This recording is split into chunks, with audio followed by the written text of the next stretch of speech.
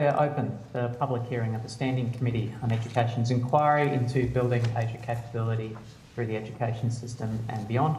I acknowledge the traditional custodians of the lands in which we all meet today and pay respect to elders past and present of the Indigenous peoples of Australia. This hearing will be broadcast and a transcript of proceedings will be published on the Parliament's website. I would like to begin by inviting members of the committee present on this call to introduce themselves. Maybe we can go north to south geographically in the country and start with the Queenslanders. I'm Renee Coffey. I'm the member for Griffith in Brisbane.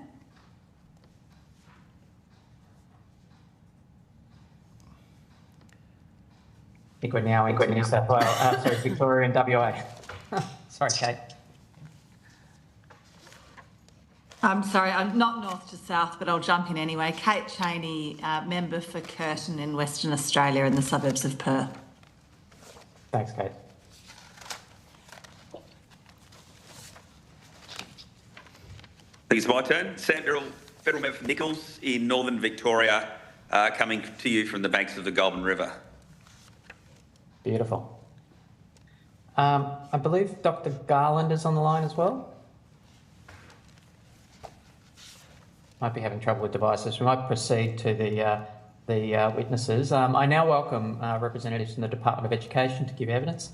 For the benefit of Hansard, would you please state your full name and the capacity in which you appear before the committee? Work our way along the list. Yep, sure. My name's David Turvey. I'm the Executive Director of the Australian Tertiary Education Commission. Sorry, you go first, Damien. Damien Oliver, Acting First Assistant Secretary of the International Division. Dr. Jessica Hartman, Assistant Secretary, Higher Education Assurance Branch. Genevieve Watson, Assistant Secretary, Teaching and Learning Branch. Mel Southwell-Lee, Assistant Secretary, Curriculum and Learning Branch. And Simon Moore, Assistant Secretary, National Security and Resilience Branch. Thank you. Well, this hearing is a legal proceeding of the Parliament and has the same standing as proceedings of the House. Giving a false or misleading evidence is a serious matter and may be regarded as a contempt of Parliament. The evidence given today will be recorded by Hansard and attracts parliamentary privilege.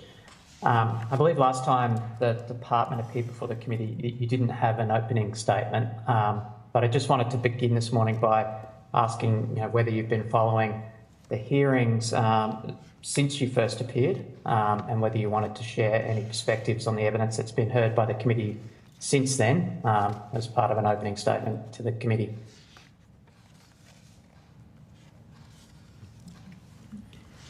No, thank you. I think we're good. Okay. So in the last hearing, Dr. Hartman told the committee on 29 October that the department quite doesn't direct universities on course offerings. They're autonomous, demand-driven institutions, and this is reinforced by answers to questions on notice. Quite, there are no legislative provisions that would allow the department discretionary power to compel universities to offer certain courses. A number of witnesses, though, have suggested in evidence since that the Commonwealth does have a number of maybe indirect levers to encourage universities to offer certain courses to incentivise students to drive demand. For example, there's currently an exemption to the demand-driven CSP carve-out for First Nations students, below SES students, and the nuclear-powered submarine student pathways that's aimed at highly skilled STEM graduates who'll strengthen Australia's sovereign capabilities. I wonder if the department can advise on what distinguishes those programs, those initiatives, those existing carve-outs from a case for a similar intervention or a similar carve-out for Asian languages, area studies, Asia capabilities that could similarly be considered an important sovereign capability for Australia? Thank you for the question. I'll start from the department's perspective in taking that question, but I think my ATEC colleague may also be able to add to that after I've provided some evidence. So we do, as you've just articulated, provide some separate streams to encourage more First Nations students to go to university, and also, as you mentioned, the nuclear-powered submarine pathway. But I guess the designation of courses or the separation of courses into a demand-driven stream is a decision of government that government makes under certain circumstances as to where they want to provide certain supporting structures to encourage some students to go to university. And we know that we need to encourage broader groups of equity students, including First Nations students, to go to university, which is why we do have that First Nations demand-driven stream. We've just recently extended that into medicine, so we have a demand-driven stream for First Nations medical students. And as you just outlined, the nuclear-powered submarines. But demand-driven arrangements more broadly, I think, will be something that will be considered by the ATEC. So I'm going to pass over to my colleague, Mr. Turvey, to talk through it. Thank you. Perhaps just before Mr. Turvey starts, I mean, just summarising what you said, it's a policy decision. Yes, that's correct. Okay, thank you, Mr. Turvey. So just to elaborate on the ATEC's role in the kind of new managed growth funding arrangements that the government's introducing. So in the new model that will be commencing formally next year, subject to the passage of legislation through the Parliament, the government will set what we're referring to as the total allocation pool. So that's the total number of student places that the government wants to fund through Commonwealth supported places. And then the ATEC will be asked to allocate those places across the universities through the new mission-based compact. So that's the instrument that the ATEC will be using. The compacts will be a bilateral agreement between the ATEC and each institution, which will outline effectively 3 stages of priorities. So initially, government will provide its priorities to the ATEC through a statement of expectations from the Minister. The ATEC will then outline its priorities through a statement of strategic priorities, which will kind of articulate what the ATEC's objectives are for the sector as a whole and how it would like to see the sector evolving. And then the institutions will each put forward their own missions and strategies and priorities, and all 3 of those sets of priorities will come together in the compact. That will outline how that institution can just kind of contribute to the overall national objectives for the tertiary system. As part of that discussion, the ATEC will then allocate total student places load to each institution, and that essentially will be a combination of the institution's own goals and also how well their goals match up to the national priorities. So I guess as part of that architecture, the ATEC will set what it sees as the national priorities. The government can direct the ATEC at least to take into account its priorities through that statement of expectations from the Minister. And all those things come together in the allocation of CSPs. Now, that allocation process is at the institution level. As Ms Hartman said, institutions are autonomous in terms of their kind of decisions around course offer and location of delivery. So the ATEC would be working with institutions to try and make sure collectively as a system that the system is meeting the national skills needs as well as other priorities for the nation through distribution of activity across the universities. So we'd be looking at, the balance, diversity, different types of courses delivered in different places, and making sure that the national needs are being met at a system level rather than the institution level. So in this specific age capability space, there have been times in the past where the universities have not been wholly autonomous in this space. Previously under the CGS in 2018-2020, the department would identify nationally strategic languages, Indonesian, Mandarin, Hindi, Japanese, Korean, Arabic, and included provisions that the removal removal of these regulatory protections for national strategic languages has meant that there's no longer a requirement for universities to seek Commonwealth approval before closing those programs. Like a number of submissions to this inquiry have specified that the removal of that requirement in 2021 has made it more difficult to maintain language programs. Can I just ask what the past rationale was for the removal of those CGS protections for national strategic languages in 2021? Thank you for the question. I would have to take that one on notice in terms of the reasoning behind that decision and come back to the committee. Can you take on notice whether there was an analysis of the likely effects of that removal? Yes, I can. What did the department expect removing that to? Yeah. If possible, we can do that analysis, but I'll take that on notice and look into it. I mean, it strikes me that if you're removing a protection like that, you'd want to understand what the effects of it have been. I mean, have you been tracking the number of language programs that have been withdrawn since that requirement for Commonwealth approval under the previous regime was removed? Again, I'd have to take that on notice and come back to you with an answer. If I may, I might just jump in and add that in the transition to the establishment of the ATEC, which was formally launched yesterday, following the passage of legislation a month ago, the ATEC is working through how we can best keep abreast of course offerings and course closure decisions of universities. It has been the case in the past that the Minister has stipulated in funding agreements course closure notification requirements. So we're still working through the best way to kind of take that forward. Obviously, what the ATEC is interested in making sure that there is a broad range of course offerings that meet Australia's labour market needs and strategic priorities. And so we'd be very keen to make sure that we understand what institutions are offering and where and to what end. So we need to make sure that we understand that. We're looking at trying to do that in a way that's not burdensome in a regulatory setting. There's been a lot of kind of discussion recently about the amount of regulatory burden that universities are bearing. So we're looking carefully about how we can assure ourselves of the diversity of course offerings and their fit to the nation's needs without kind of imposing onerous regulatory requirements.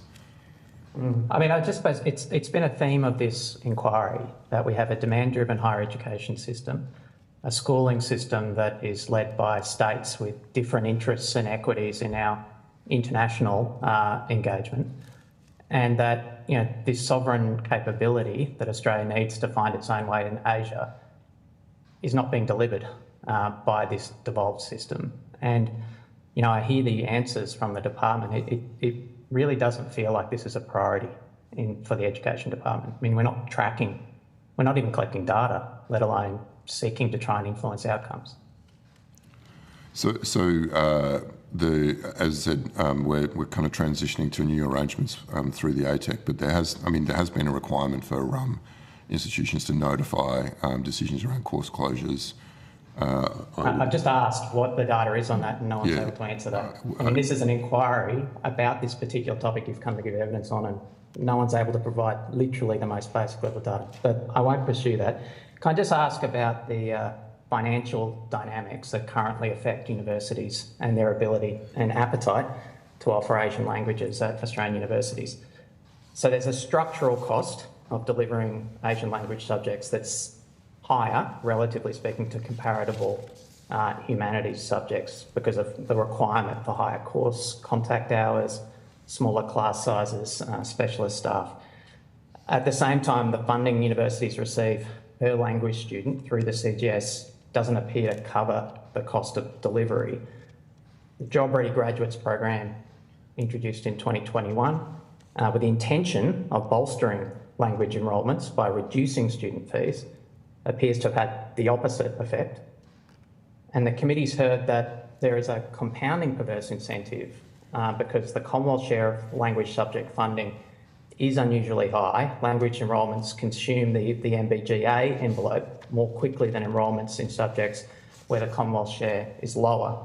So for any over-enrolment, the university recovers only the student contribution, around $4,600 per EFTSL, against a total resourcing cost of approximately 23,668, roughly a 20% course recovery. And Melbourne University's, in their submission, stated that the resultant outcome is that university is operating at or near its MBGA cap, allocate places to subjects with a higher student contribution and a lower Commonwealth contribution.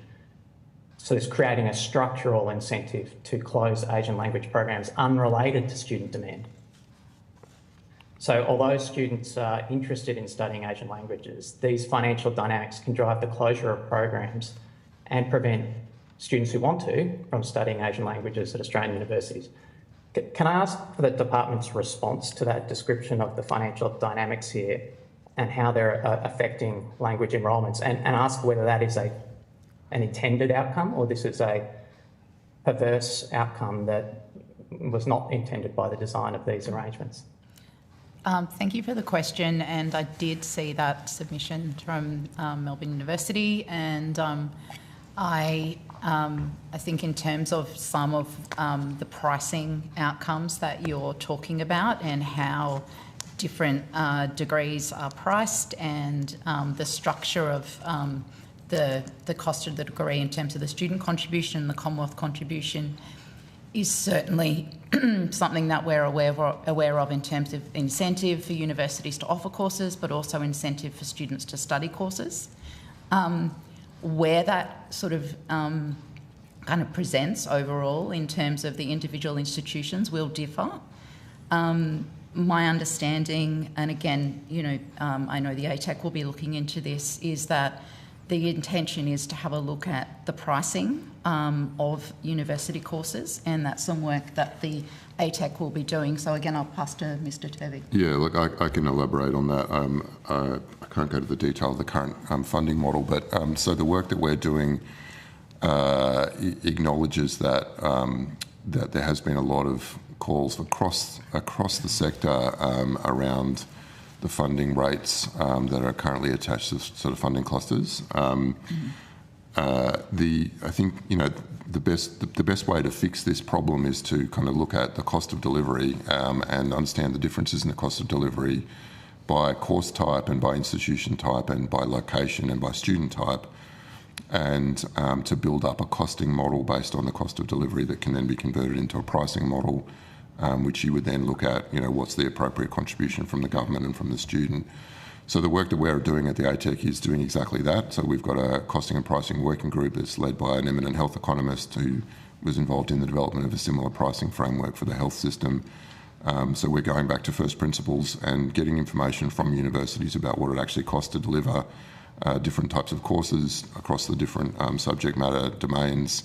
And as I said, I'm trying to understand the different drivers, the relationship between teaching costs and other elements like research and other kind of activities, institutional overheads, infrastructure, trying to pull apart all those different cost drivers so we can build up a costing model from the basis of, as you said, what it actually costs to deliver. That's complex work. We've been working on this for about 6 months now. We're collecting data from universities who are opening their books and showing us what it costs to deliver all these courses. That needs to then kind of turn into an analysis of what's a reasonable cost for delivery of a course at an acceptable level of quality and a standard that the government and the public might expect from an institution. And ultimately that work will inform advice that the ATEC will provide to government about potential future changes to funding arrangements. So the current situation where, from the university side, universities are financially disincentivised to offer Asian language programs is not a intended design outcome of the current system? No, I wouldn't say that. And I think, the other part of your question related to kind of the, universities that are offering courses above their MGBA.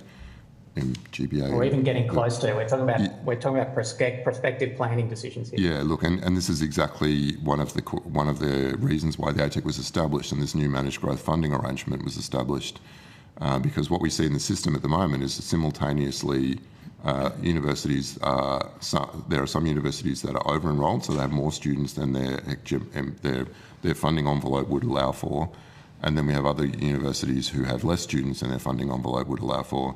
And sometimes they're in similar geographic regions. So we've got this kind of imbalance in student load across the sector.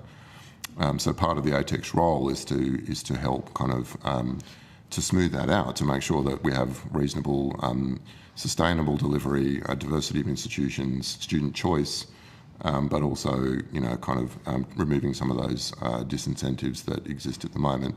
So you're right, for those universities that offer, that are over-enrolled, that are taking students beyond their funding envelope, there are incentives effectively built into the system for them to teach courses that are financially beneficial for them.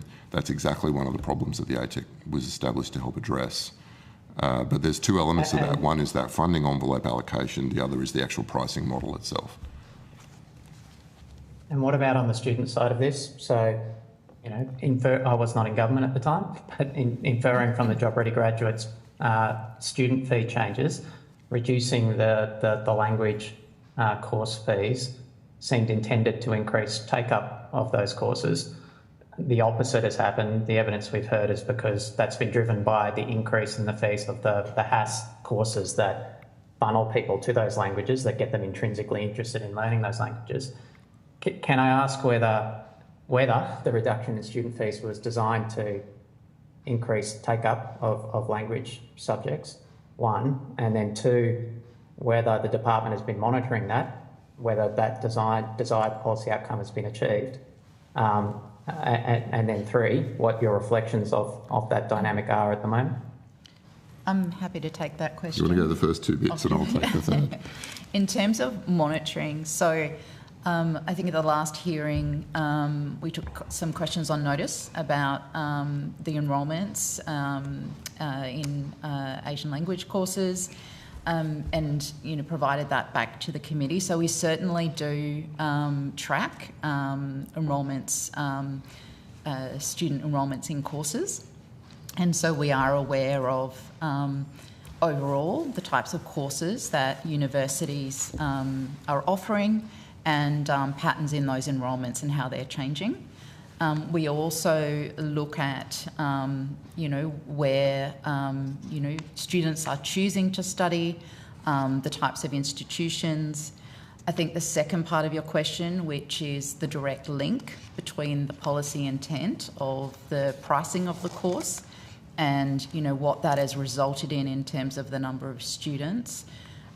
Making that direct link, and we did actually take a question on this at a hearing recently, is the direct link between whether changes in course prices have been the reason for students choosing not to study certain courses is very difficult, because there are a number of other factors that play into the choices that students make in the courses that they study. So making that direct link, which is I think what you're asking, is what... That's exactly my question, because what was the policy intent of reducing course fees for Asian languages? Can I just ask that simple question? What was the policy intent? Yeah, so as you've said, the policy intent of the program overall was to encourage more students to study certain courses. That was a policy intent at the time. And I think the second part of the question is, has that policy intent been realised? And I think my answer to that question is it's complex to actually unpack exactly what has been the driving factor of changes in student enrolments in certain courses. But I'm happy to... Okay, but we can't, it's not complex to say the policy intent has not been realised. There are not more students studying Asian languages. I would I'm not asking for causation here. I'm just a basic factual question. There are not more students studying Asian languages since the introduction of that package, correct? You are correct. There are not more students studying those languages. Okay. Ms Cheney. Thank you very much, Chair, and thanks for your evidence. I'm interested in learning more about how the nationally strategic languages provisions worked. So, what it actually meant, how it worked, was it effective, how is it perceived as a policy lever? I can't take that one. It's not part of the schooling system. We're going to have to take that one on notice. Apologies for that. So no one giving evidence today has had any contact with that or how it worked. Is that right? I certainly have not, and my apologies that we're not able to answer that question. But I don't have an answer for you at this point, but I can certainly take that on notice and come back to you. That'd be great. Just love to understand, I guess, exactly what it was, what the impact of it was, whether it delivered, and then also, I guess, as the chair has said, when that stopped, what impact there was of stopping that as well, just so that we can understand if it's an effective policy lever. Yep, sure. I'll leave it there, Chair. Thank you, Ms Chaney. Deputy Chair. Thank you, Chair. Following on from what the Chair was asking, is the sorry, I'll just step away from this at the moment. Following on from what the Chair was saying, a big reason that people go, select a university choice is because they are interested in employment opportunities at the end of it. And so is the department or the ATAC working with organisations such as the Foreign Affairs Department, Trade, Austrade, private industries who operate overseas to work on whether there are actually job opportunities at the end of studying Asian languages at university organisations for people? We've got a situation in Victoria where the Victorian government made a lot of nursing courses for free. A lot of people did those nursing courses at TAFE, and now there are too many graduates for the opportunities that are out there. And that would seem to me to be a very uncoordinated approach to tertiary education. So is ATAC or the department focused on making sure we are matching our Asian language courses and encouragement of people to get into those courses with job opportunities down the track? Yeah, I'm happy to take that one. So it is certainly the case that the ATEC works very closely with Jobs and Skills Australia, which is obviously the Australian government's kind of primary body that focuses on labour market need and skills requirements of the economy. They do a lot of work around both current skill shortages and expected future demand, and where those job needs are. I guess what we're looking to do is to try and draw a stronger connection between their work around understanding the future needs of the labour market and the policy instruments that can then help meet those needs through both higher education, vocational education and the migration system. For us at the ATEC, obviously we have just been established and are just launching our first foray into the new world of the managed growth funding arrangements. Through that, we'll be articulating a set of priorities that we would like institutions to be focused on in terms of meeting labour market need. We'll obviously also be working very closely with our counterparts in the Department of Employment and Workplace Relations who work with the states and territories around vocational education policy. Ultimately, it's the states and territories who determine how subsidies are allocated in the vocational education system, but in line with the National Skills Agreement, which is a Commonwealth State Funding Agreement. And so I guess what we're looking to do is to kind of better coordinate our thinking around how the higher education system is meeting Australia's labour market needs with what the vocational education system is doing through the Commonwealth State funding arrangements. So yeah, I guess the short answer to your question is yes, we're focused on that as an issue.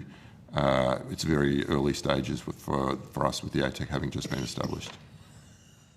And are we going to have, or do we have published and transparent data on what the expected job opportunities are going to be in relation to anything, but in this case, Asian languages, and students that are applying and enrolling in those courses? So Jobs and Skills Australia publishes projections for future employment growth, which look at occupational demand, so the kind of likely job openings available by occupation. I need to help from my departmental colleagues around outcomes. So the QUILT surveys, which is a series of surveys conducted for the higher education system, includes analysis of the outcomes for students who undertake higher education, which I think includes employment outcomes by field of study at least. Yeah, I think so, but we'd have to come back to you on that. I'm not as familiar with the quad survey as, And certainly there's analysis that's being done by Jobs and Skills Australia, and the ATEC is looking to assist with this using administrative data, so using tax records linked with training activity and higher education data that will be able to analyse what happens to people when they undertake higher education or vocational education in terms of employment, income uplift, reduced reliance on social security. So there is that data is available, and it's beginning to be analysed and published largely at this stage by Jobs and Skills Australia. And given that analysis is for what job opportunities might and labour shortages might be in the future, has anyone in the department or take a view on, if they're working on predictive models, how accurate the accuracy of those in the past, or how accurate that data that predicts what the labour shortages will be? So we say, in 5 to 10 years we're going to need X number of this type of profession. How accurate that is when it's sort of ground truth 5 to 10 years later on? So there has been analysis. I don't know that Jobs and Skills Australia has actually done any analysis of their own projections, but I know there has been analysis of previous projections and the accuracy of them. I think, as you'd be aware, most economic forecasting comes with a range of kind of error bands around it. I think the work that Jobs and Skills Australia is doing to improve the quality of those forecasts and the techniques that they use to do that, I think, is making those better. But those are probably questions that you should direct to Jobs and Skills Australia. Sorry, I'm probably going beyond my remit because I used to work there, and so I kind of know their work quite well. But possibly more detailed questions should be directed at Jobs and Skills Australia. Thank you, Chair. Thank you. Perhaps we can continue on this ATEC line of questioning. We've had many witnesses and submissions to this inquiry jump on this idea that, as the Minister described it, that the ATEC framework would give us an opportunity to get the sector to work more like a system. Some of the responses to that, Professor Michael Wesley from the University of Melbourne said, quote, ATEC is a real opportunity to have a national approach to Asia capability out of universities.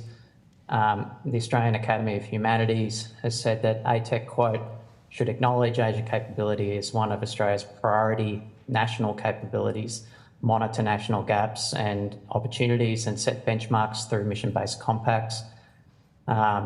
Professor Greg Haynes at the University of Queensland, quote, to recognise that we need a coordinated national system is critical. I think we're at an ideal moment with ATEC coming online. This is a body that has stood up to talk about arrangements with universities that extend beyond the life of a single government. I understand that ATEC is in its infancy and that you've got a lot on your plate. How are you grappling with this, with submissions like this, but with this big picture challenge that we've been talking about in this committee, that we have a demand-driven university sector that responds to, well, sometimes responds to student signals, sometimes responds to the way its funding structures are set up, but produce outputs that may not align with what we need as sovereign capabilities for a nation as we engage with our region? So, as you say, there's a lot there's a lot to do, and I guess I probably start by saying I'm not sure I'd agree with the assessment of the system being demand-driven. In a funding sense, I guess it's demand-driven in the sense that obviously student demand drives what institutions offer and their service provided. The funding model overall is not demand-driven. It's a capped system, total allocation pool of Commonwealth-supported places. There are elements within that are demand-driven, First Nations places, for example. But you know, as you said, the system responds to demand from students. I guess the ATEC's, as you say, the ATEC's role is to look at. So can I just pause there to say, so 20 years ago, Australia was a world-leading country for what we'd call area studies now. So studies of China, deep understanding of how China works and operates, you know, deep research and PhD programs. There used to be Asian studies undergraduate offerings at universities across the country. That's now no longer the case. Many witnesses of the inquiry have said that that is driven by student demand. Right. Is that the case or not? Look, I'm sorry, I can't answer that question. That's something that I would need to take further advice on. I mean, it is absolutely true that universities respond to the demands of the students and their requirements. It's also true that universities influence student demand and shape their expectations. How students make decisions about what they want to study and what their future job prospects are is a point of contention. It's an area that I think we need further analysis of. I mean, my experience is often that students decide based on friends and family and the experiences of kind of people that are close to them. But I do know from work in this job and in previous ones that they do take advice from the institutions, and they often develop a relationship with an institution that they might be thinking of studying with, which does shape their decisions about where they want to study. So there's definitely a kind of close relationship, and in my view would be, you know, there's more work to be done around careers advice and helping people make decisions about what courses best suit their needs. But equally, as you say, there's more work to be done around the national need and the strategic priorities for the country, the labour market requirements and other factors, international policy priorities for the country. And it is absolutely ATEC's role. ATEC's role to take that system stewardship role to look at what each institution is doing in the context of the national need and the system's priorities, and to shape the system in that direction. Now that's a pretty big change for the system, so that won't happen quickly. So it will take some time. In our initial stages, so the first round of mission-based compacts that we'll be entering into with universities will just be for 1 year. And that's a transitional arrangement, given that the funding model has not yet been legislated by the Parliament. So next year in 2027, as we start negotiating mission-based compacts, which we intended to be a 4-year agreement, we'd be looking at a kind of deeper and more extensive agreement that goes more deeply into some of the issues we've discussed. So this year it's a kind of first foray, if you like, and we've outlined a range of areas that the ATEC considers to be important strategic priorities for the nation and the sector. But as you can imagine, there's a lot of demands. I mean, I completely hear the evidence that you're drawing on and the priority of this committee, but we also have a range of other kind of priority areas that are being drawn to our attention as things that the ATEC needs to consider. It's a policy choice. So can I ask, is there anything that necessarily requires that these mission-based compacts be one-to-one? I ask that because a lot of the submissions are calling for essentially better coordination and a systems-based approach between universities. So, you know, we can't have there's not sufficient demand for particular languages at every Australian university. Therefore, there's a desire to have a hub where students can enrol and then access language learning for particular universities, perhaps offered by another university, but integrated within their course. Similarly, we've had submissions calling for, they've described in a range of ways, but, you know, centres of excellence or concentrations on, you know, deep knowledge of Indonesia, for example, that is able to be accessed by students at other universities who wish to have a concentration in their studies. I mean, as I understand the ATEC legislation, it does enable a system-wide kind of a set of agreements, a mission-based compact that's not simply a bilateral agreement. So the ATEC, the Act specifies mission-based compacts as an agreement between the Commission and a Table A or Table B provider, so it is a bilateral agreement. But is that exclusive? So that's the specification of the mission-based compacts in the legislation, and that's kind of largely because they're the key instrument through which we'll do the load allocation discussions. But there's nothing in the legislative framework that prevents a kind of broader approach and a collaborative approach. And in fact, it's one of the areas that the Commission did actively consider around early priorities for the first round of compacts was collaboration across the sector for exactly the reason you described. So certainly, I imagine in the future, I would expect that the Commission would place a high degree of emphasis on collaboration, and that kind of goes to this idea of a system approach where the institutions aren't competing. Obviously, we want them to be competing with each other to lift quality, but we want them to be collaborating to achieve the outcomes that are required for students in the nation. So that will be a priority. There is nothing in the framework that prevents a kind of multi-institution agreement, but the legal requirement is for a bilateral compact.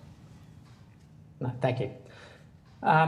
Another one of the themes of this inquiry has been the very significant attrition levels in students moving from one level of education to another. So moving from primary school to secondary school, from introductory secondary school to senior secondary school to university. There's very significant drop-offs in the study of particular Asian languages at each stage through the system. And it seems that that's largely driven by the fact that there is no coordination between what is taught at each level of the education system. So some, for example, bilingual students can study fully bilingually through primary school, hit high school, and then have to start from scratch again. Similarly, some students can study languages all the way through to senior, supplemented by community language learning, and hit university and not have a way to start an advanced course because there's not demand. We're only able to do an introductory course. In that context, there have been a number of submissions that call for essentially what you think of as pull-through, binding policy interventions that connect up between one level to another. I just want to put to the witnesses before the inquiry here today, because they do require coordination between levels of government, between levels of education system, which I understand is very difficult. The first one is we've had regular calls for the state-based university admissions authorities to deal with this issue of ATAR subject scaling and have bonuses for students that study priority Asian languages as an incentive for students to continue studying those Asian languages that they started at the beginning of high school through to senior. We see some very perverse outcomes, I should say, in that there are incentives to study Latin and things like that at senior because of the ATAR scaling. And I don't think anyone would argue we have a strategic national interest in more Latin speakers in Australia, certainly relevant relative to Mandarin Chinese or Hindi or Indonesian. The other proposal people talk about in that high school to university space is enabling senior secondary students to study for university course credit.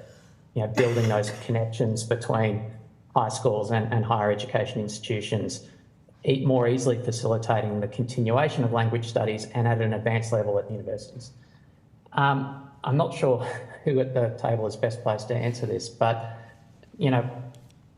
if the Commonwealth wanted to go about encouraging better pull-through mechanisms between the levels of education in this space, how would we go about doing one of those two things?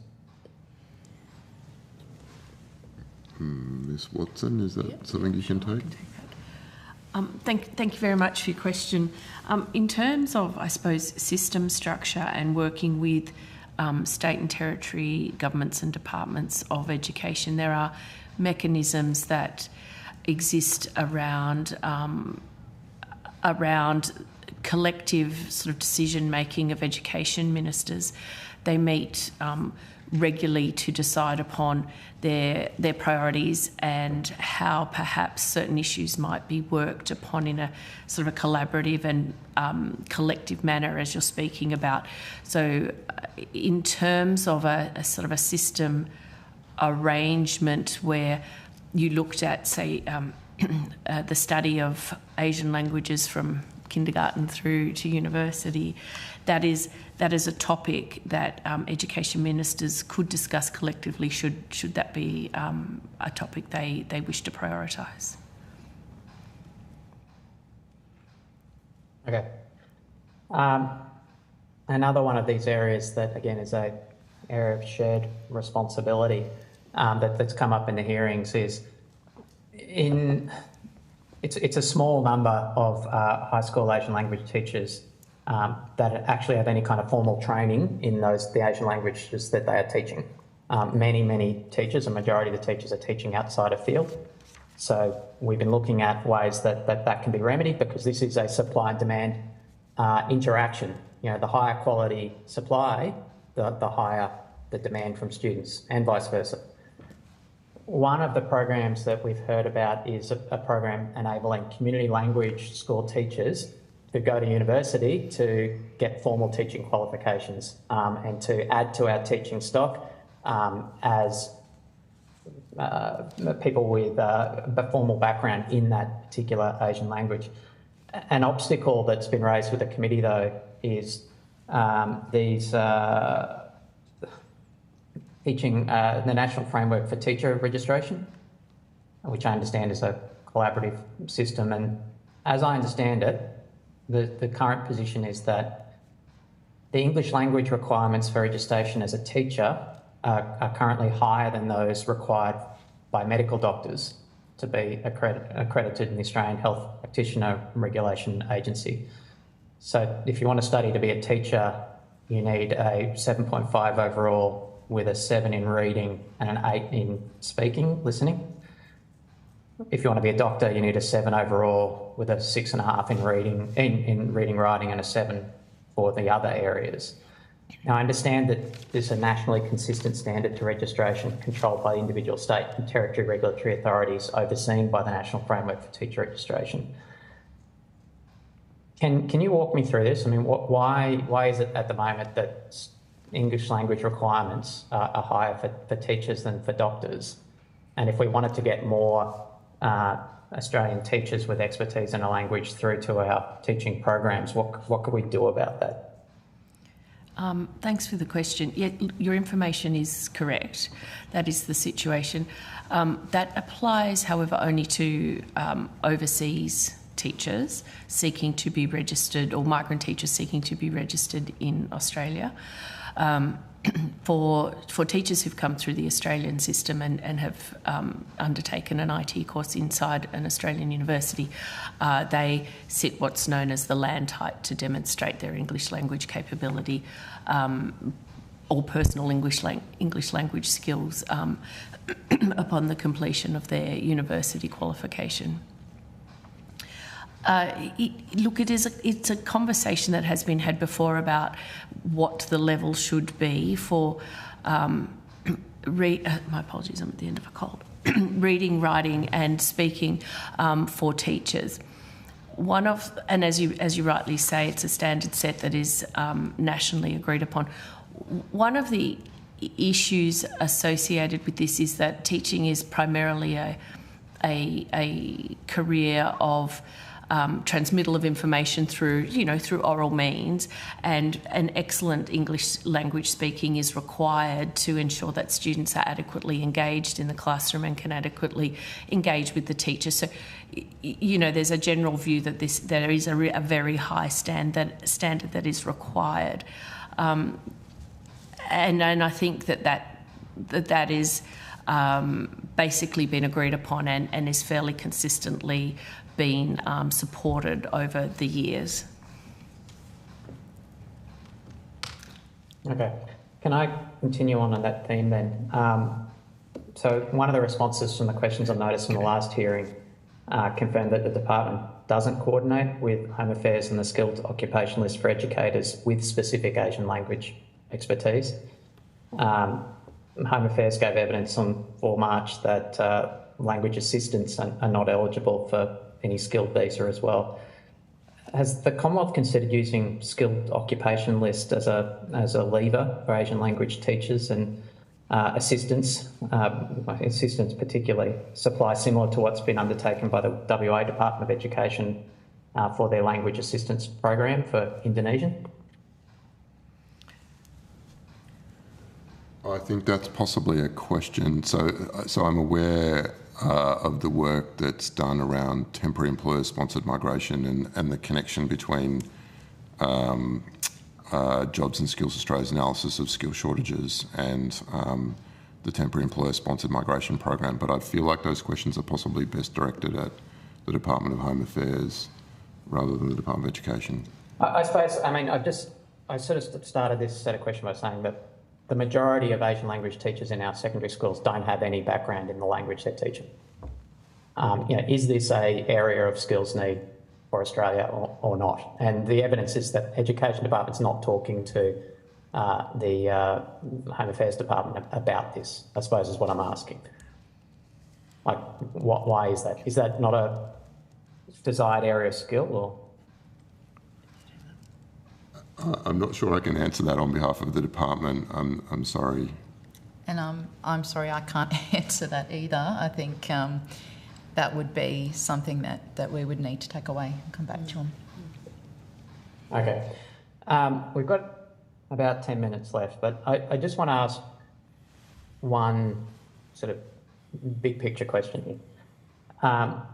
One of the strongly reoccurring themes of the submissions and the hearings has been the absence of basic national data on Australia's Asia capability that's available to the Commonwealth. So official government data to inform decision making here. In fact, it's been a common theme that most of the data that we rely on in this committee has been pulled together by academic researchers who are pulling together data sets through their own research.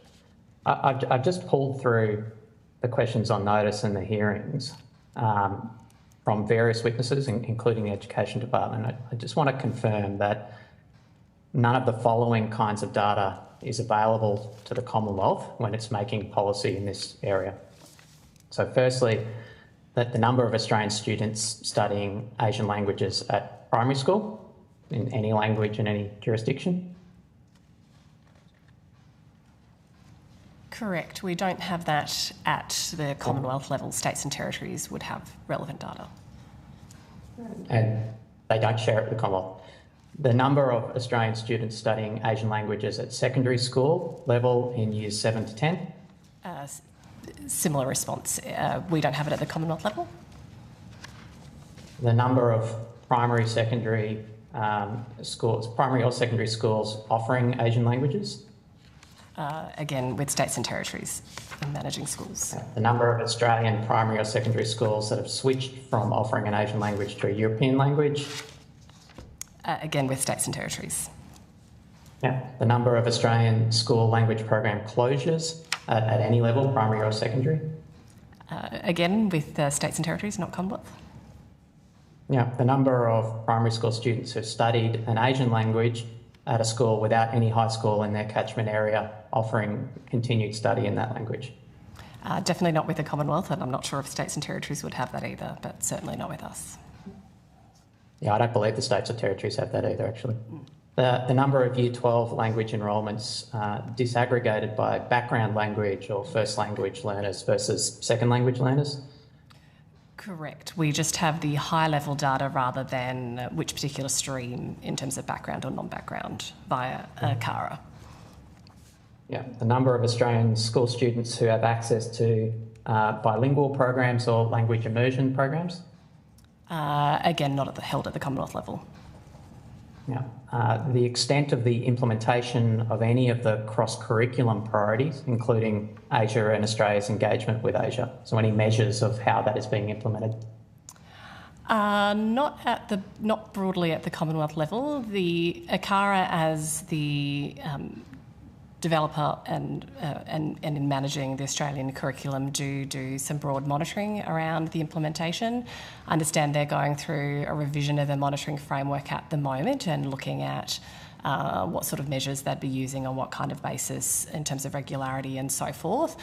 They are obviously in that case reliant on states and territories and non-government jurisdictions in terms of providing that material. So that's a work in progress with ACARA. Yeah, they gave evidence. ACARA gave evidence to the committee they don't have that data. teacher qualifications by specific language, so the numbers of teachers of Asian languages with no formal training in that language? So what we do know is, and we'll know shortly, is how many teachers are languages other than English teachers, but not disaggregated by particular language. Yeah. This failure of disaggregation is another ongoing theme. So, for example, we don't have any data around China-specific teaching at Australian universities, neither language or area studies, with the one exception that we do track data on Chinese medicine enrolments. So in terms of the Chinese medicine enrolments, I am not aware of tracking that directly, but if you have tracked. information... We don't track Chinese language or Chinese studies, but we do track Chinese medicine. Okay, good to know. Any data around Indonesia-specific teaching at Australian universities, whether language or area studies? No, we look at it at the collective level for languages, for Asian languages. We break it down by Southeast ARC and Northeast Asia. Yeah, Southeast Asian. So we have Northeast Asian languages, so we can't disaggregate Chinese, Japanese, Korean. We have Southeast Asian, we can't disaggregate Indonesian from Tagalog, from Vietnamese, from Malay. Yeah. ARC grant funding allocated by region or by country. There's no systemic categorisation for ARC grant funding for projects on China studies, for example. That might be a question. I can't answer that question, but I'm not sure if we've got any. Might be one for you, Simon. Do you have any?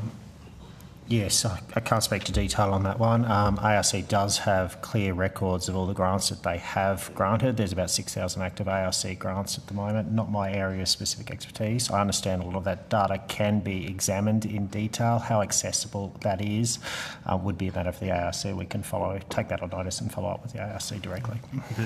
But again, it would be subject to the level of detail that's in those field of research codes, which is how they categorise. So whether or not that goes to specific countries might be probably the question we return to. Yeah, you can do a word search in the field of research for China or for Indonesia, but there's no categorisation to track this. So I suppose I just wanted to finish up this hearing by saying that in the first hearing with the department said that building Australia's Asia capability was a priority for the department.